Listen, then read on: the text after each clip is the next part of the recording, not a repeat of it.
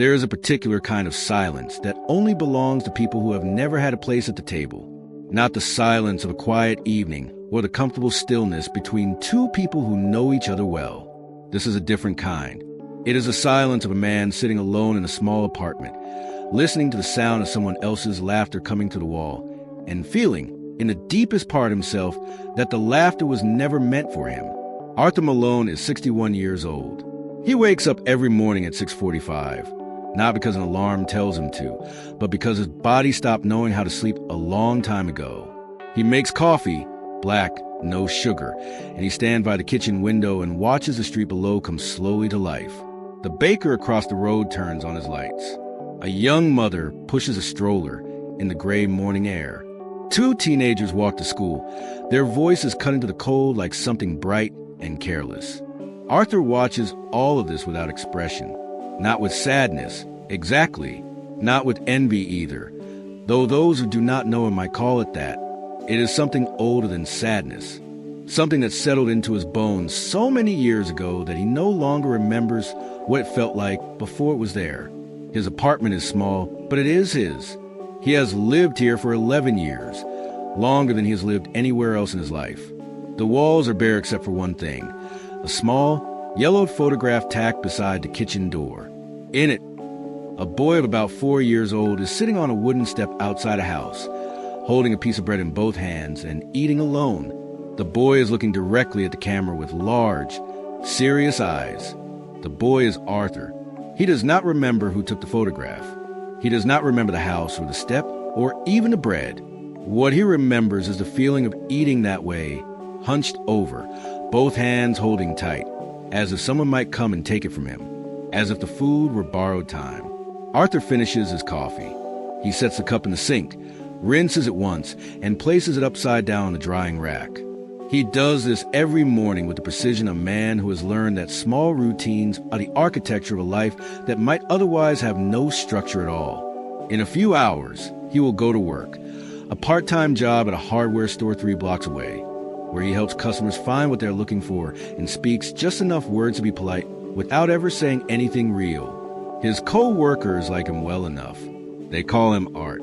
They invite him, sometimes, to join them for lunch at the diner around the corner. He almost always says no. But this morning, Arthur is not thinking about work. He is standing at the window with his empty cup, and he is remembering a restaurant window, a cold November night, a boy pressing his hands against the glass. It has been 52 years since that night, and still, when the light falls a certain way, golden and warm and belonging entirely to someone else, Arthur Malone is 9 years old again, standing on the outside of everything, watching a family eat dinner together. This is the story of that boy, and of the man he became, and of the long, quiet road that runs between the two. He was 61 years old, and he had never once sat at a table where someone was waiting for him. Tonight, for the first time, he was beginning to understand why. The year Arthur Malone turned 9, the world as he had known it, small and imperfect and barely enough, but came apart in the space of a single weekend. His mother left on a Saturday. She did not say goodbye. She packed a single bag while Arthur was at school, and when he came home that afternoon, the closet in her room was half empty, and the house smelled of nothing at all. Not perfume, not cooking, not the particular human warmth that tells a child they are not alone in the world. Just absence. Just the echo of what had been there before. His father said very little. He was a man who communicated in silences of varying degrees. Some indifferent, some angry. A few, in Arthur's earliest memories, almost tender. The silence that followed his mother's departure was of a kind Arthur had never encountered before. It was the silence of a man who had stopped trying. By November that year, Arthur's father had taken a second job at a loading dock 2 towns over. He left before dawn and came home after midnight, and the weeks passed in a strange gray blur of school and cold cereal and long evenings in a house that felt less and less like a place where a child was supposed to be. There were no relatives who came, no neighbors who knocked. No one asked Arthur how he was doing, and so he learned quietly and completely not to ask himself. It was a Tuesday evening in late November when it happened. Arthur had 40 cents in his pocket. money he had found in the cushions of the couch, and he had walked 3 blocks to the gas station to buy something to eat. He bought a packet of crackers and a small carton of orange juice. It was not a meal. It was the closest thing to one that 40 cents could offer. On the way back, he passed a restaurant. It was not a fancy place. A family diner, the kind with red vinyl booths and paper placemats printed with local advertisements. The kind of place that smells of fried onions and coffee and warmth the moment you open the door. Arthur did not open the door. He stopped on the sidewalk and looked through the window. Inside, a family was having dinner. A father, a mother, 2 children, a girl perhaps 7, and a boy a little older than Arthur. The table was full of food: a roast chicken on a ceramic dish, a bowl of potatoes, a basket of bread, glasses of milk. The mother was laughing at something the father had said. The little girl had a smear of something on her cheek and was not aware of it. The older boy was reaching across the table for the bread, and the father mock-scolded him, and everyone laughed again. Arthur stood with his crackers and his orange juice, and he watched them for a long time. He was not aware, in that moment, that he was crying. He only noticed it when the cold air hit his wet cheeks, and he realized his face was damp. He wiped it with the back of his hand and looked down at his shoes. Secondhand, a size too big, and he felt something he did not have a name for at 9 years old. It was not hunger. He had been hungry before, and it did not feel like this. It was not loneliness either, though it lived in the same neighborhood. It was something more specific and more devastating than both. The sudden, complete understanding that he was on the outside of something. Not because of anything he'd done, not because of any failing in himself, but simply because no one had ever thought to bring him in. He walked home. He ate his crackers at the kitchen table alone, in the dark, because he had not turned the lights on and it did not occur to him to do so. He drank his orange juice. He went to bed. He did not tell his father. His father did not ask. And in the morning, the day began again, gray and quiet and entirely without ceremony, the way all of Arthur Malone's mornings would begin for the next 5 decades. He would spend the next 50 years walking past lit windows, always outside, always watching. Never once knowing that what he saw through that glass would become a wound, he carried into every room of his life. By the time Arthur Malone was 15, he had lived in 7 different places. There was a house on Carver Street, where his father had slowly dissolved into absence even before he was physically gone. Then a cousin's apartment across town, where he slept on a cot in the laundry room and was made to feel every single day that he was a burden being tolerably endured. A shelter off Route 9, where the rules were strict and the food was predictable and the nights were filled with the sound of other people's nightmares.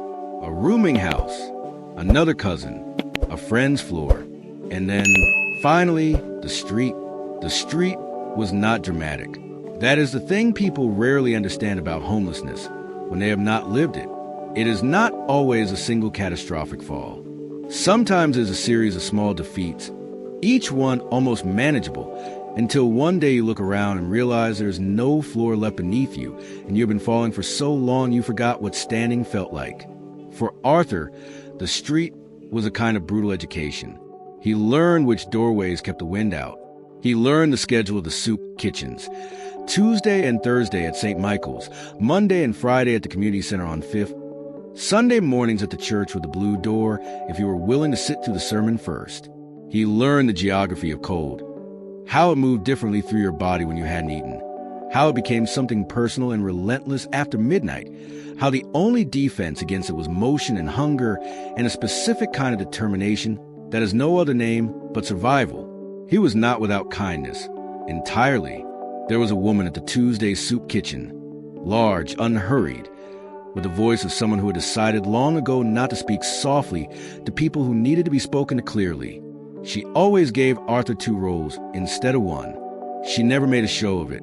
She simply put them on his tray and moved on, as if it were obvious that he should have 2 rolls, as if the world were a place that operated, at least in small ways, according to what people actually needed. Arthur thought about her for years afterward. He never knew her name. There were others. A man who let Arthur sleep in his garage for 3 weeks one February, asking nothing in return except that the door be locked on the inside. A librarian who never once asked Arthur what he was doing sitting in the reading room for 6 hours at a stretch, who simply let him be warm and quiet and still in a world that offered very little of any of those things. A teenager, not much older than himself, who shared a bottle of water one August afternoon on a piece of sidewalk where they both ended up, and who said, without looking at him, "You're gonna be all right," words that Arthur did not believe and would not believe for a very long time, but that he kept anyway, somewhere small and deep inside himself. What the street never offered him was a table. There is something particular about eating alone on a curb or a step or a park bench. Something that is not only about the food or the cold or the exposure. It is about the complete absence of ceremony. A meal shared at a table, even a simple one, carries within it a set of gestures and acknowledgments. The passing of salt, the pouring of a drink, the slight rearranging of space to accommodate another person. These gestures say, without words, you are here, and your being here matters, and this time and this food are being offered to you not as charity, but as belonging. Arthur ate 10,000 meals without a single one of those gestures. He aged through his late teens and into his 20s carrying that absence the way some people carry an old injury, not always consciously, not always painfully, but present in every movement, shaping without announcement the way he stood and walked and held himself in relation to other people. He was not bitter. Exactly. Bitterness requires a belief that something was owed to you. Arthur had no such belief. He had been taught, thoroughly and early, that he was not the kind of person to whom things were owed. He found work when he could, day labor mostly, construction sites and moving companies, and the kinds of jobs that ask nothing of you except your body and give back only enough to keep the body going. He was reliable and quiet, and he did what was asked of him, and he did not complain. His bosses liked him for this, in the way that people who benefit from someone's inability to advocate for themselves often confuse that inability for virtue. He saved, slowly, painfully, over years that blurred into each other with the featureless persistence of endurance. He saved not with a specific goal in mind, but with the vague and stubborn intention of one day not being cold, not being hungry, not eating from a paper bag on a piece of sidewalk, while the world moved around him as if he were not quite real. He was 38 years old when he first rented a room with his own key. He stood outside the door for a long time before he unlocked it. He had survived everything the world had thrown at him. But survival, Arthur was slowly learning, is not the same thing as living. And living, real living, requires something he had never been given and never learned how to find. There's a particular cruelty to wounds that cannot be seen. If Arthur had broken his leg as a child and it had healed badly, people would understand, looking at the way he walked, that something had happened to him. They would make small adjustments, not taking the stairs too fast, not walking ahead. The evidence of the injury would exist in the world, visible and legible, and the world would respond to it in the way that visible things are responded to. But Arthur's injury was not the kind that showed. He was, to the people who knew him, his co-workers at the hardware store, his neighbor Mrs. Haverford, who sometimes knocked to return a package, the young man at the coffee shop who knew his order by heart, a quiet, self-contained, mildly pleasant man of 61 who seemed to prefer his own company. They did not know what to make of him, exactly, but they did not worry about him either. He was functional. He paid his bills. He showed up when he said he would. In the vocabulary most people use to evaluate other people's lives, he was fine. Arthur himself used the word fine. He had used it for so long it no longer felt like a lie. It felt like a description. What none of them could see was the way he froze, slightly, every time he was invited somewhere. The nearly imperceptible pause before he said no. The pause that contained, in the space of half a second, an entire internal argument between the part of him that wanted, genuinely and achingly, to say yes, and the part that had been told, in ways both explicit and architectural, that rooms like that were not for him. His co-worker Dana had invited him to her daughter's birthday barbecue 3 summers ago. He had said he had plans. He did not have plans. He spent that Sunday afternoon assembling a flat-pack bookshelf he had bought 6 months earlier and never opened.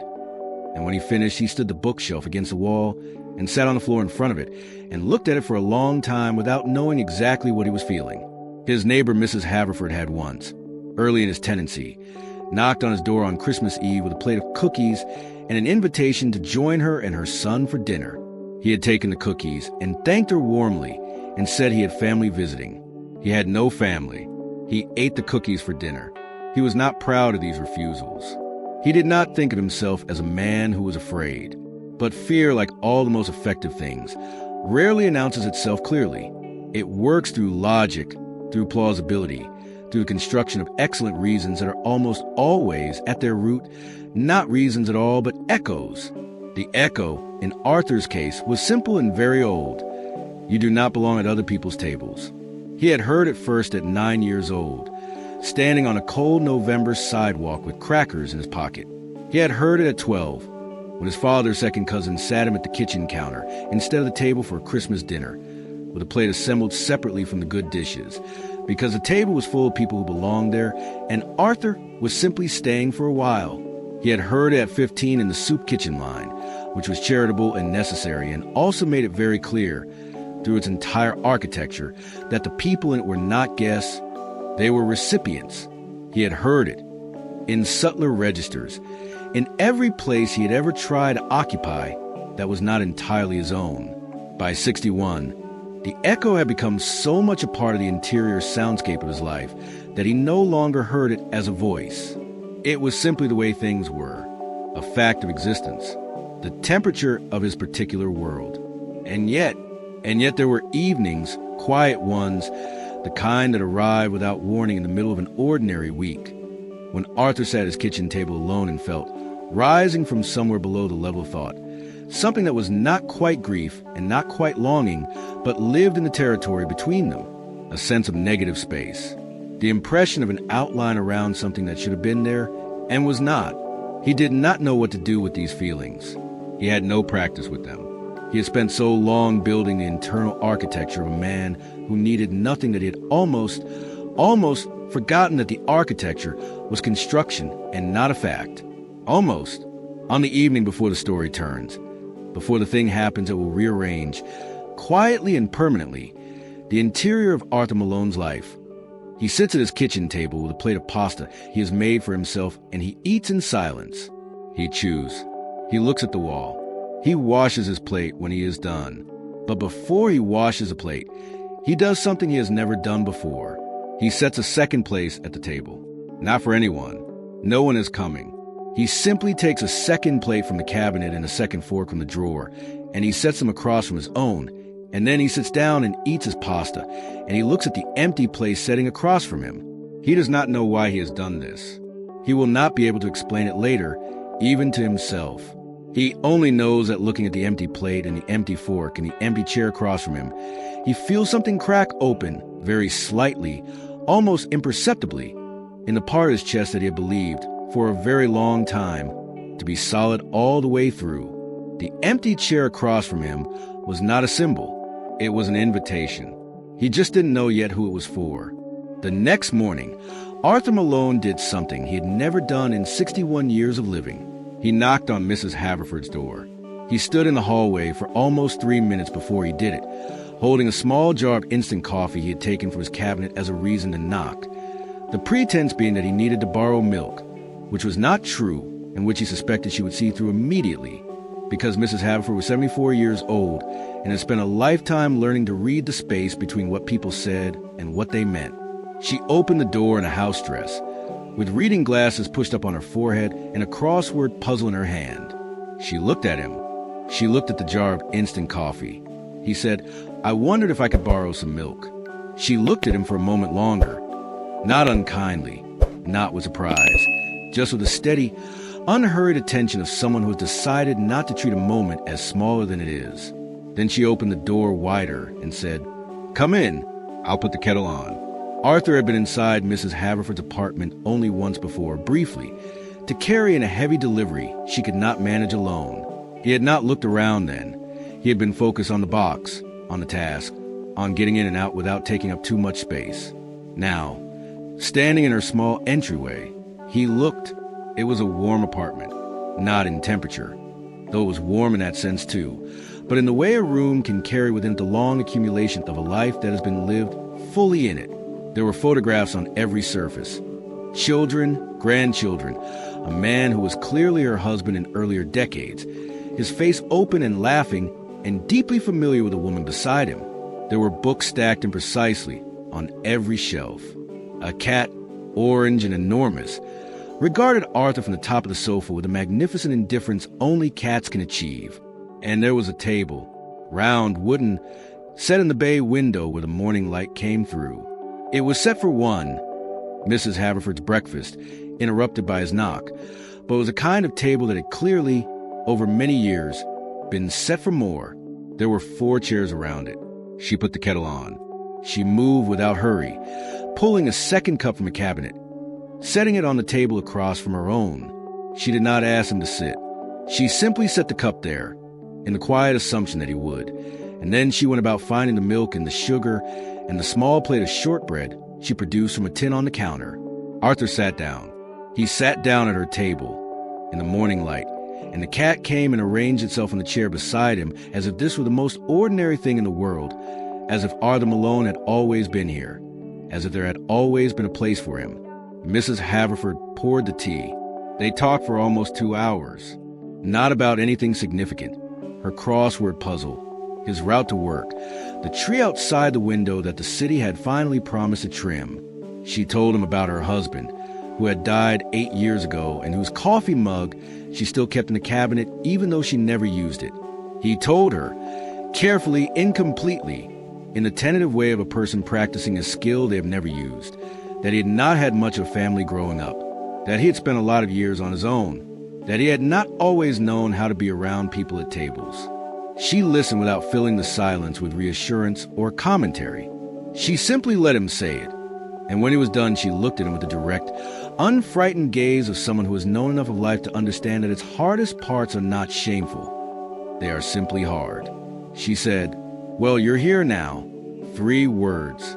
Plain as bread, plain as morning light, plain as a cup of tea set down by a hand that expected nothing in return. Arthur looked at the table. The 2 cups, the plate of shortbread, the orange cat, the 4 chairs, 3 of them empty but arranged around a table as if they were simply waiting. Not sadly, not reproachfully, just patiently, the way a good chair always waits. He had spent 52 years standing outside lit windows, watching other people take their places at tables that had never occurred to him to approach, carrying in his body the architecture of a boy who had learned, in 100 small and devastating ways, that the world's warmth was not distributed in his direction. And here, at a small round table in the bay window in the apartment next to his, with a cup of tea he had not made himself and a cat who did not know or care about any of it, Arthur Malone understood something that no amount of survival had been able to teach him. There had always been a chair. He had simply, all this time, been standing on the wrong side of the glass. He stayed for breakfast. He ate 2 pieces of shortbread and drank his tea, and when Mrs. Haverford refilled his cup, without asking, he did not protest, and did not thank her excessively, and did not make a thing of it. He simply let it happen. The small, extraordinary thing of being included without being asked to justify his inclusion. When he finally stood to leave, she walked him to the door. She said, "Same time Thursday? I make eggs on Thursdays." He said, "I like that." He walked back to his apartment. He stood at his kitchen window and looked at the street below, the baker, the young mother, the teenagers, and for the first time in as long as he could remember, the laughter coming to the wall did not sound like something that belonged to someone else. It sounded, for the first time, like something he was finally close enough to touch.